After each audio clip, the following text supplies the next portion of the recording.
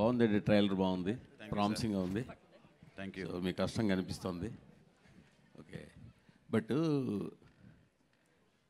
మీకు మేము ప్రొడ్యూసర్ అంతా చాలా ఐక్యంగా ఉంటామంటారు, గిల్డ్ అంటారు, చాలా పెద్ద పెద్ద కబుర్లు అని చెప్తుంటారు.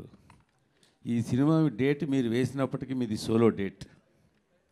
తర్వాత దాని మీద వచ్చి టకటక పెద్ద సినిమాలు కావచ్చు, చిన్న సినిమాలు కావచ్చు, లేదో పోనీ మీతో అన్నీ పడ్డాయి. మరి మీ గిల్డ్ ఏం చేస్తున్నట్టు, మీరేం చేస్తున్నట్టు? మేము ఐక్యం కాబట్టి కలిసి వస్తున్నాం కదండి. ఐక్యం కాబట్టి కలిసి వస్తున్నాం కదా. అంటే మిగతా డేట్ ఖాళీ వదిలేస్తారా? అది నన్ను అడగకూడదు, నేను ముందు డేట్ వేసాను, నా మీద వచ్చినా అని అడగాలి ఆ క్వశ్చన్ మీరు. అంటే మీరు అడగాలి కదా. అదే అండి, నాకన్నా మీరు అడగచ్చు కదా. మీరే కదా అడగాలి, గిల్డ్లో మీరు కదా ప్రస్తావించాలి. నన్ను వాళ్ళు అడిగితే నేను చెప్పేవాడిని, అడగనప్పుడు డేట్ వేసినాక నేను అడిగేది ఏముంటుంది ఇక. కానీ సఫరర్ మీదే కదా. ఎందుకు? 12th తెలుస్తుంది సఫరర్ ఎవరు, ఎప్పుడు తెలుస్తుంది?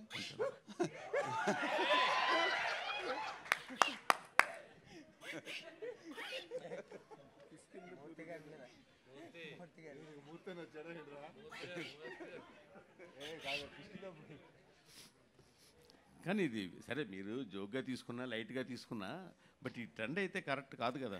డెఫినెట్గా కరెక్ట్ కాదు sir.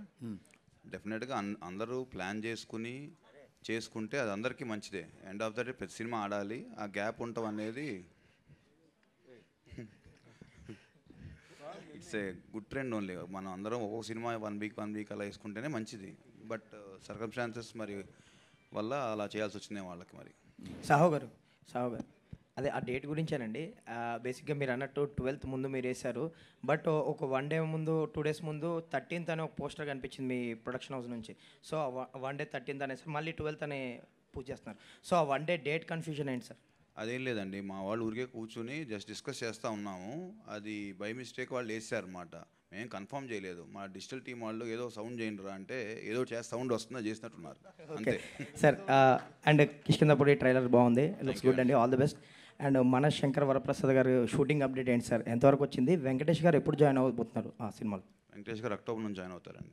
Shooting update sir? Shooting ఇప్పుడు 5th నుంచి స్టార్ట్ అవుతుంది ఈ మంత్.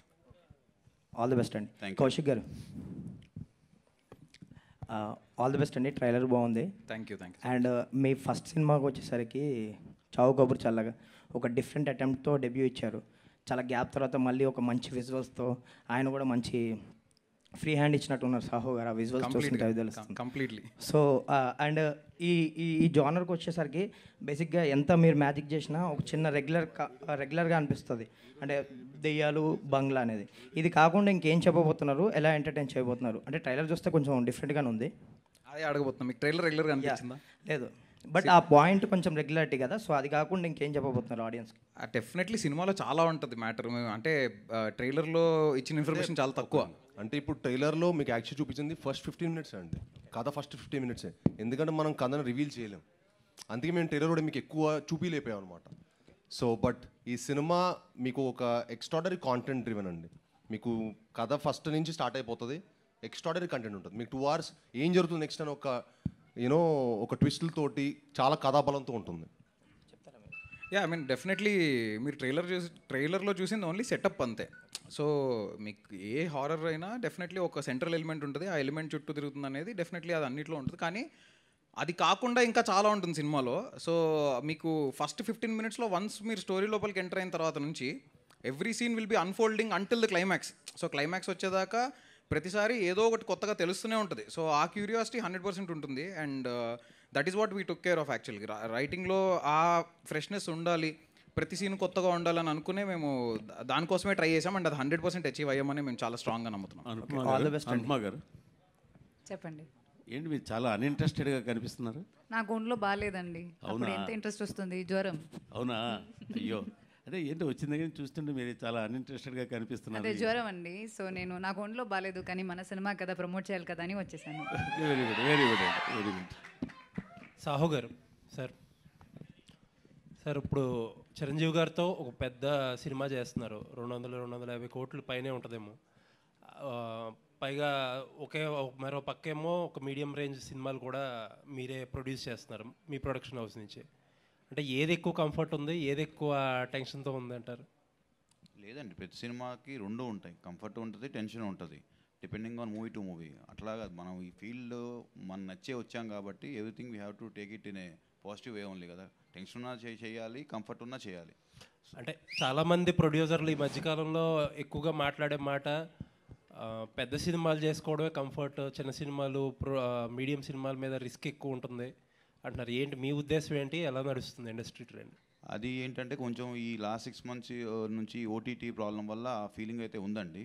బట్ డెఫినెట్గా మనం బడ్జెట్స్ కానీ అన్ని కంట్రోల్లో చేసుకుంటే డెఫినెట్గా any project is safe project. And ఇంకొకటి నాకు తెలిసిన విషయం ఏంటంటే భైరవ్ ఆయన ప్రీవియస్ ఫిలిం కంటే కూడా కంట్రోల్డ్ బడ్జెట్లో చేశానని తెలిసింది. అంటే మన కథకి ఏదైతే కావాలో అది మనం చేసామండి. భైరవంలో ఐ థింక్ 3 హీరోస్ ఉన్నారు, ఆ కథ సెటప్ అంతా వేరు, మన సెటప్ అంతా వేరు. మన సెటప్కి ఎంత కావాలో that we spend. All the best. Sai మామూలుగా హారర్ థ్రిల్లర్ సినిమాలకి ఆడియన్స్ కానీ లాంగ్వేజ్ పరంగా లిమిటేషన్స్ ఉన్నాయి. అలాగూ మీ సినిమాలు డబ్బింగ్ చేస్తే హిందీలో బాగా ఆడతాయి. సో ఈ సినిమాకి బాలీవుడ్లో హారర్ సినిమాలకి బాగా రెస్పాన్స్ ఉంది. సో ఇలాంటి సబ్జెక్ట్ని పాన్ ఇండియా లెవెల్లో రిలీజ్ చేయకపోవడానికి కారణం? అంటే సార్ డెఫినెట్గా హిందీలో అన్నిట్లో ప్లాన్ చేద్దాం అనుకుంటున్నాం సార్. ఇప్పుడు 12th ఇక్కడ చేసి నెక్స్ట్ వీక్కి 19th అలాగా ప్లాన్ చేద్దాం అనుకుంటున్నాం సార్. మిగతా లాంగ్వేజెస్లో ఇక్కడ రెస్పాన్స్ చూసి తమిళ్లోను హిందీలో చేద్దాం అనుకుంటాం. ఎందుకంటే మీకు హిందీలోను తమిళ్లో కూడా మీకు హారర్ సినిమాకి చాలా మంచి ఫ్యాన్స్ ఉంటారు సార్.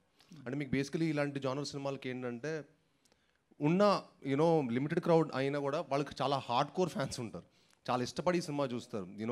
నాకు తెలిసిన చాలామంది నా ఫ్రెండ్ సర్కిల్ అవ్వచ్చు, ఉమెన్కి కూడా. నా ఫ్రెండ్స్ అబ్బాయిల కంటే అమ్మాయిలకు కొడుతున్నారు, థ్రిల్లర్ సినిమా అంటే కదా, హారర్ మిస్టరీ అంటే కదా, సో ఈ సినిమా చూడాలని ఉంది అని. సో ఆ ఎగ్జైట్మెంట్ మీకు చాలా ఉంటుందండి. అనుపమ గారు చెప్పండి. ఒక గ్లామర్ హీరోయిన్ని ఒక గోస్ట్గా చూపించాలని డైరెక్టర్ చెప్పినప్పుడు మీ రియాక్షన్ ఏంటండి? నేను చాలా ఎక్సైటెడ్ అయిపోయానండి. నేను ఎప్పటి నుంచో వెయిట్ చేస్తున్నాను ఒక హారర్ ఫిల్మ్ చేయడానికి, కానీ రైట్ ఆపర్చునిటీ దొరకలేదు. సో మా అమ్మ ప్రతిరోజు మార్నింగ్ నన్ను చూసినప్పుడు దెయ్యంలో ఉన్నావు అని చెప్పేది. సో అది చాలా రిలేటబుల్. అది నాకు అది ఇంత పర్ఫెక్ట్గా నేను సెట్ అవుతాను, ఎందుకు నాకు మంచి స్క్రిప్ట్ రావట్లేదు అని అనుకుంటే ఈ బాట్ మీ script like grabbed it. Okay, good luck అండి. Thank you so much. Director గారు, ఇక్కడ ఈ కథ చెప్పడానికి మోటివేషన్ ఏంటి, మీ ఇన్స్పిరేషన్ ఏంటి?